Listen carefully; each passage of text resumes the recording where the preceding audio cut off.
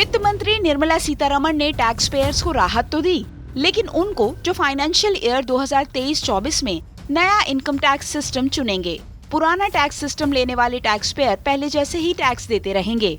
नया tax system चुनने वालों के लिए रिबेट की लिमिट 7 लाख रुपए कर दी गई है। पहले ये लिमिट 5 लाख रुपए थी। नए टैक्स सिस्टम के लिए वित्त मंत्री ने नए स्लैब का भी ऐलान कर दिया है। उनके लिए अब 3 लाख रुपए तक की इनकम टैक्स फ्री होगी। आपको टैक्स का पूरा कैलकुलेशन बताएंगे, लेकिन उससे पहले ये स्लैब देख लीजिए। 0 से 3 लाख पर कोई टैक्स नहीं। 3 से 6 लाख पर 5% टैक्स लगेगा। 6 से 9 लाख तक की आय पर 10% टैक्स। 9 से 12 लाख वालों को 15% टैक्स लगेगा। 12 लाख से 15 लाख पर 20% टैक्स देना होगा। 15 लाख से ऊपर आय वालों को 30% टैक्स देना होगा।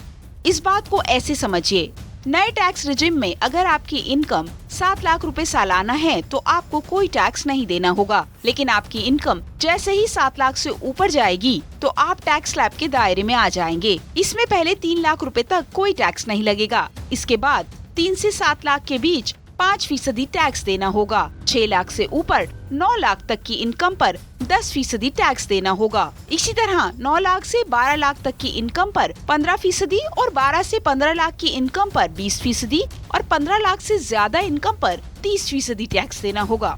आइए अब जान लेते हैं आपकी सालाना कमाई के मुताबिक आपको कितना टैक्स देना होगा। आयकर में छूट की सीमा 5 लाख से बढ़कर 7 लाख हो गई है। 7 लाख सालाना कमाने वालों को नहीं देना होगा कोई भी टैक्स। 9 लाख आय वालों को 45,000 आयकर देना होगा। 12 लाख आय वालों को 90,000 आयकर देना होगा। 15 लाख आय वालों को 1.5 लाख आयकर देना होगा। इनकम टैक्स एक्ट के सेक्शन 87A का फायदा उठाकर आप भी 7 लाख रुपए तक की सालाना इनकम पर टैक्स बचा सकते हैं। बजट में सैलरीड क्लास को एक और राहत दी गई है। नए टैक्स सिस्टम में 50,000 रुपए का स्टैंडर्ड डिडक्शन भी शामिल कर लिया गया है, यानी 7.5 लाख रुपए तक की सैलरी पर कोई टैक्स नहीं लगेगा। लेकिन आप नौकरी की बजाय बिजनेस से कमाई कर रहे हैं तो स्टैंडर्ड डिडक्शन का फायदा आपको नहीं मिलेगा, यानी आपकी इनकम 7 लाख रुपए से 1 रुपए भी ज्यादा हुई तो टैक्स देना होगा।